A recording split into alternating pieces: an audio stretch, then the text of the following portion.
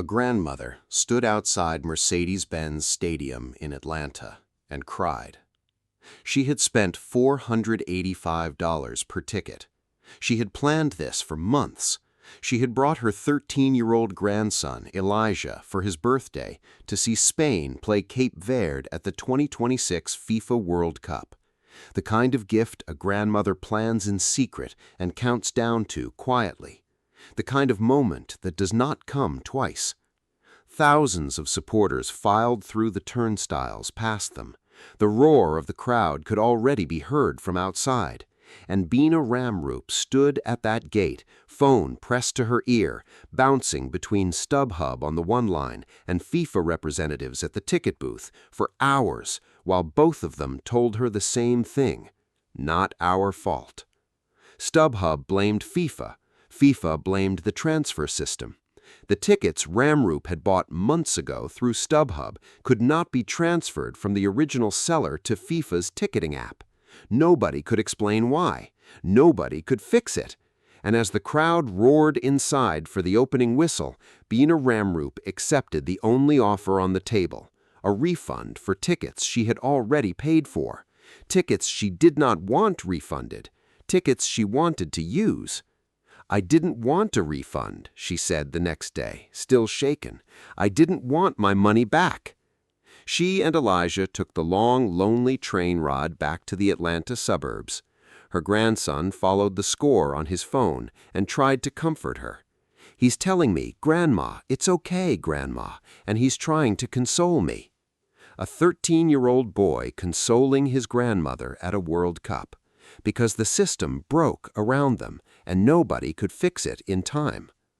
This is happening across the 2026 FIFA World Cup, right now, today.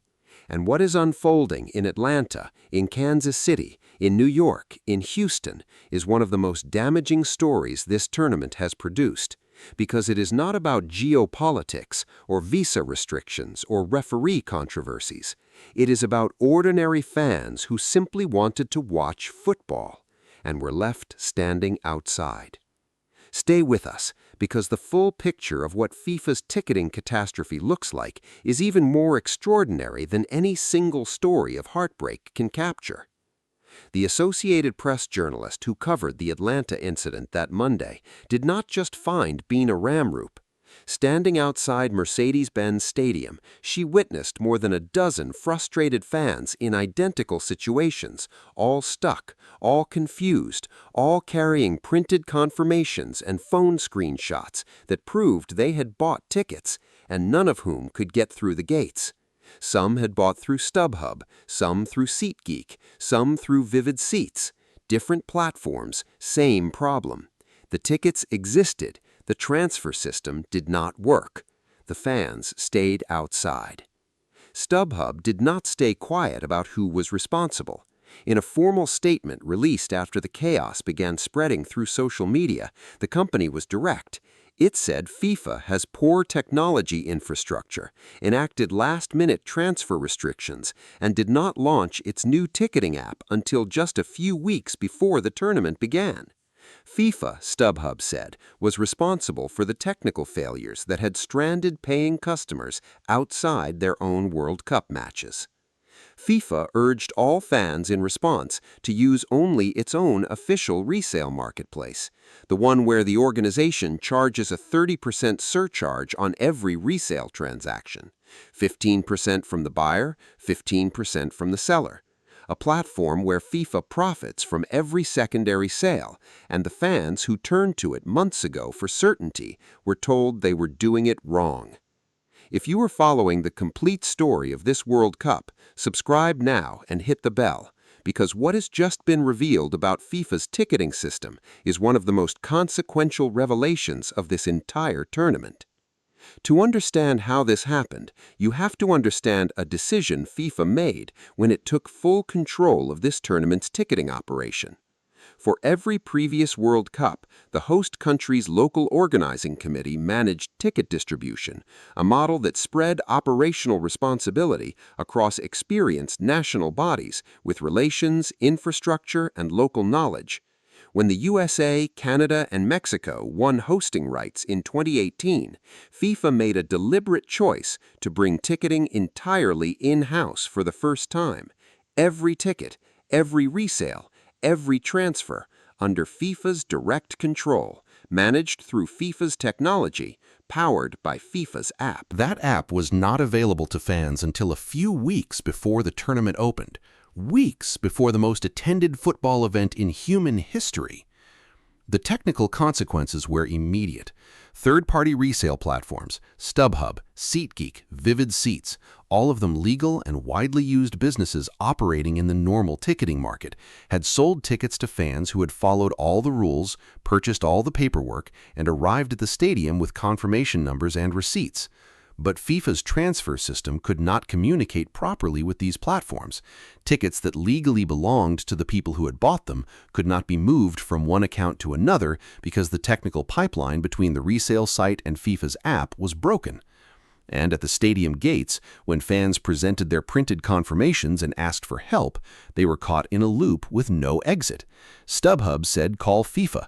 FIFA said the problem was with StubHub. The match started, the seats inside sat empty, the fans outside went home. But the resale breakdown is only one layer of a ticketing crisis that has been building since before the tournament began, because FIFA had already generated a separate scandal, quieter and somehow more absurd, weeks before the opening match. In the days leading up to the tournament, approximately 60 fans discovered that tickets they had purchased through FIFA's own official website had been issued to them at no charge, $0. A checkout error on FIFA's platform had processed transactions without collecting payment. The fans had confirmation emails, they had seat numbers, they had, by any reasonable reading, completed a purchase on a website that told them the transaction was complete. FIFA canceled those tickets. All of them, every seat that had been issued through its own website glitch, was revoked. In a statement that described the situation as regrettable, the organization said the affected fans had been invited to complete payment of the correct amount. Invited to pay again for tickets they believed they had already successfully purchased on FIFA's own platform because FIFA's own platform had made an error. This is the organization that took full control of World Cup ticketing for the first time in the tournament's history. This is the organization that charged a 30% resale surcharge on its own official marketplace. This is the organization whose app launched weeks before the tournament began. And this is the organization that simultaneously canceled tickets due to its own website glitch and pointed fingers at third-party platforms for technology failures that fans are paying for with their evenings, their travel costs, and their birthdays. The Attorneys General of New York and New Jersey have already issued formal subpoenas to FIFA over its ticketing practices. California's Attorney General had sent a formal letter of inquiry weeks earlier. Now, the specific failures that stranded Bina Ramroop and a dozen other fans outside an Atlanta stadium on June 15th give those investigators something concrete to examine. Not just pricing concerns, not just the introduction of premium zones after tickets had already been sold, active technology failures on a specific match day that prevented paying customers from using tickets they legally possessed. There is a detail in the Ramroop story that deserves to sit with you for a moment. She did not buy through a shady resale site. She bought through StubHub, one of the largest and most established secondary ticketing platforms in the United States. She had used it before without problems. She did not know that FIFA had implemented new transfer restrictions. She did not know that FIFA's app had only recently launched. She did not know she was taking a risk.